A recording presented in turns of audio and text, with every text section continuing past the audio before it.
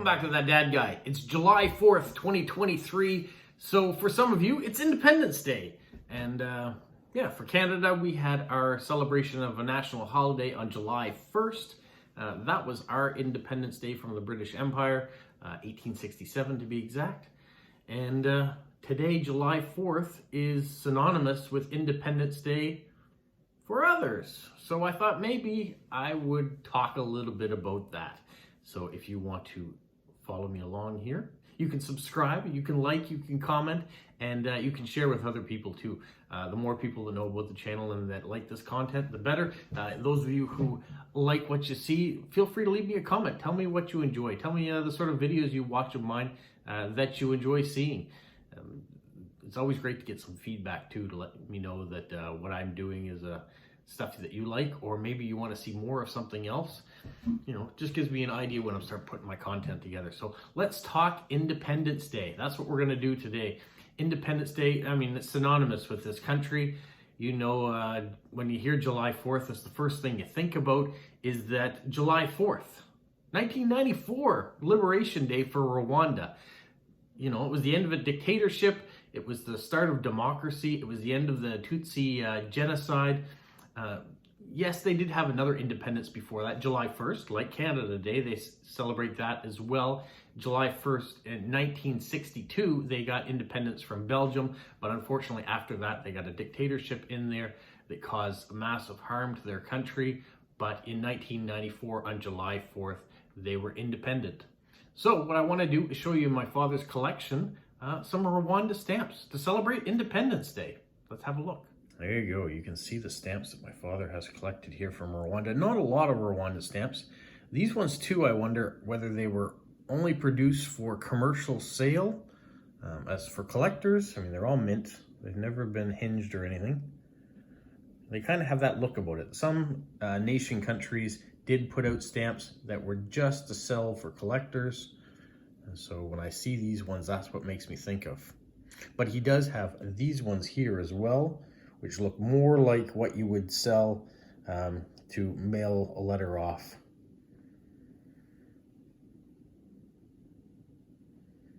So yeah, not a very big collection of Rwanda, but it's a start, I guess. I know you're thinking, Independence Day, July 4th, that wasn't what we were thinking. We weren't thinking Rwanda, we were thinking this country instead. And of course, July 4th isn't just about Rwanda. When you think Independence Day and you think of July 4th, what you're really thinking about, maybe, if that's where you're from, I mean, if you're from Rwanda, that's what you're thinking of. I mean, that's a huge event turning in history for them and for neighboring countries as well.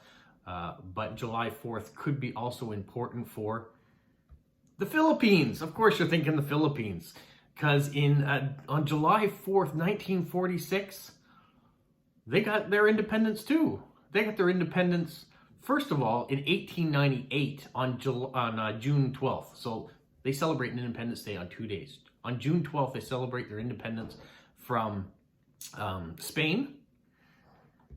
But in 1946, on July 4th, they celebrate their independence from the United States, because in 1902, after Spain was defeated for the Philippines, the United States moved in. And they stayed there until 1941 when the Japanese moved in. And then at the end of the Second World War, when they were liberated again, in 1946, Harry S. Truman gave the Philippines their independence. So let's have a look at some Filipino stamps. My father does have a few more Filipino stamps than he does of Rwanda. Not a lot, but still there's a few in here.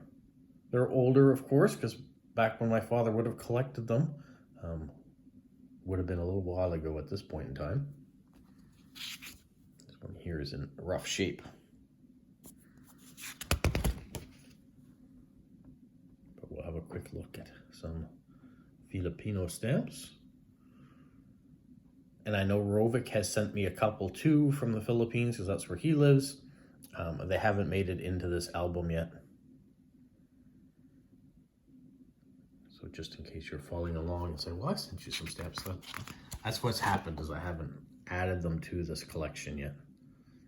My father probably has these in a certain order, so I've got to kind of look at the Scott numbers and see where the other ones would fit in. I like this one here.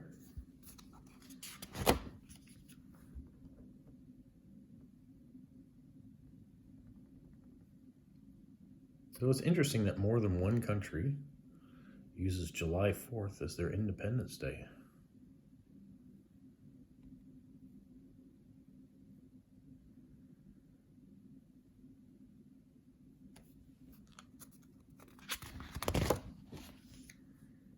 Getting near the end, there's some cat stamps.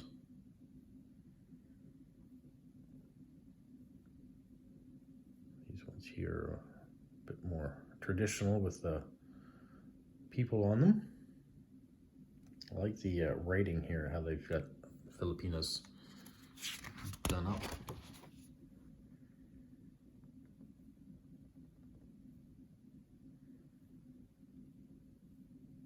You can see the overlay on this one. Same with this one here.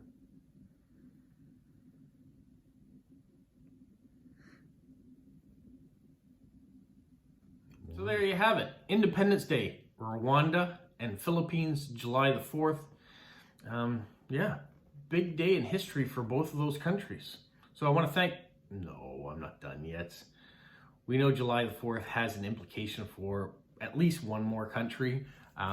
When Philippines got their independence from the United States on July the 4th, 1946, the United States got their independence as well on July the 4th, 1776. And there is a bit of a debate over that, whether it should be July the 4th or July the 2nd that they celebrate their independence, because they officially got their independence on July the 2nd, but it was completely ratified on July the 4th, so that's why they celebrated on the 4th.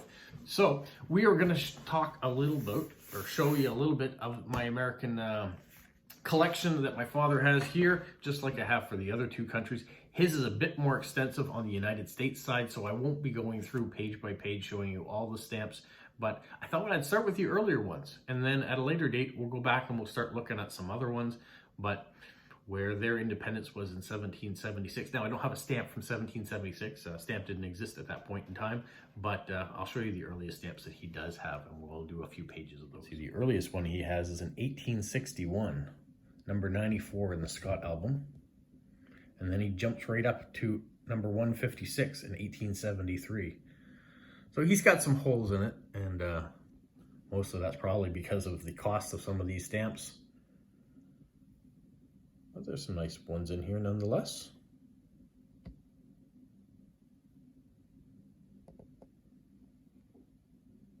And he was very good about putting the Scott numbers below, so it makes it easier if I was ever to go back and try to find some of the missing ones. He's got them set up so I know which ones he's missing.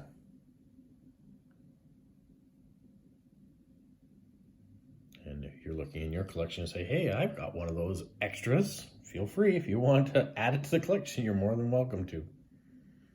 But I'm not asking you to. Let's not. This one's a nice one.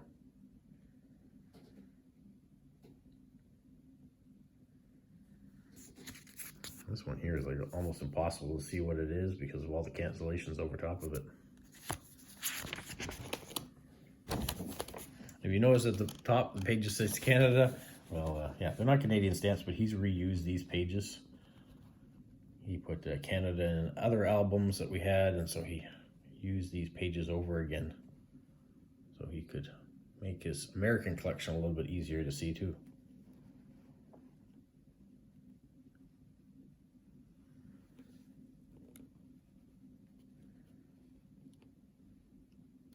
These ones kind of remind me of Machins with the Queen's image on them.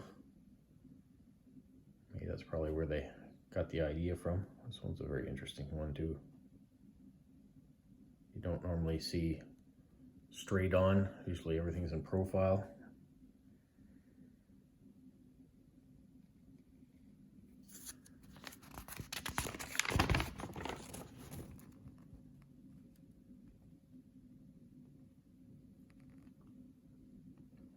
Native leader on the stamp too. Wonder if that's the first of its kind. the United States.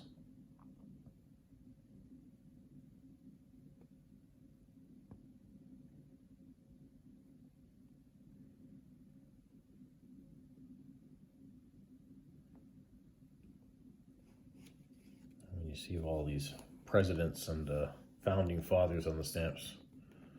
You wonder in 100 years' time whether you'll see some of what we consider the modern presidents showing up on some of their stamps.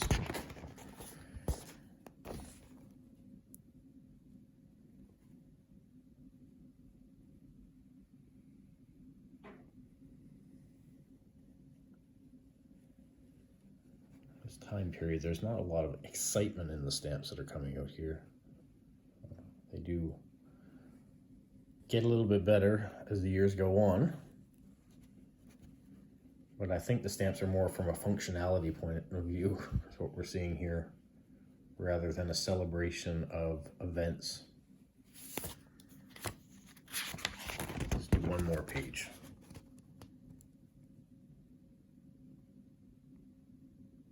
This is not 1933 that it says above.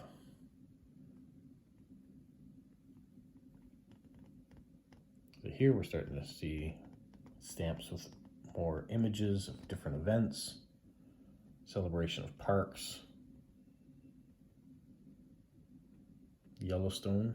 If anyone's ever been to Old Faithful, there it is.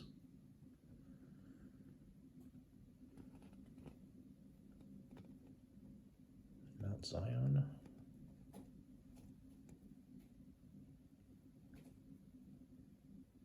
These stamps are 1935.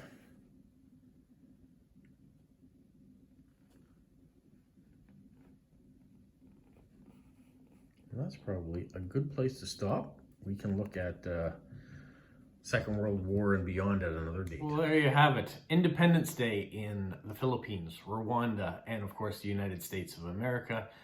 You think probably of that one the most. Here in Canada, of course, we're bombarded with American media and things going on. So yeah, we know all about July the 4th here. Even though we have our celebrations a couple days earlier, we do a lot of the same things. Have barbecues, get together with families, enjoy fireworks, go to concerts, have outdoor parties and events that the community can get together. One of the things the United States is known for is hot dogs. 150 million hot dogs will be consumed today in the United States. That's what they're saying. That's a lot of hot dogs. Now, I know that they have a lot more people than we do. We've got 40 million people here, and they're more like 380 million people. But still, 150 million hot dogs is a lot of hot dogs. But I guess when I sit down and have hot dogs, I probably have 2 or 3 at a time. So you can cut that number of how many people are having it. And if you go to Nathan's in New York, today is the hot dog eating contest that has been well known too. So there's a lot of hot dogs going to be consumed in a short period of time there. Yeah. So to all my friends and family and whoever that happen to be in the United States or in the Philippines or in Rwanda, have yourself a great Independence Day. Enjoy the hot dogs if you're enjoying hot dogs today, whether it's a veggie dog or an old-fashioned hot dog, go for it. Celebrate, enjoy your time off. If you've got some time off from work, it's a good time to be thankful and take in all your friends and family that are around you, because there's places in the world today that would love to be celebrating an independence and enjoying peace and having the options of doing whatever they like today. Remember those people too as you celebrate. So thanks for joining me. Tune in for whatever I have coming up, because I don't know what I have until I have it. So we'll talk to you soon. Have a magical week. What, Polo? You say like, subscribe, share, and tell all your friends? Who's a good boy? Who's a good boy?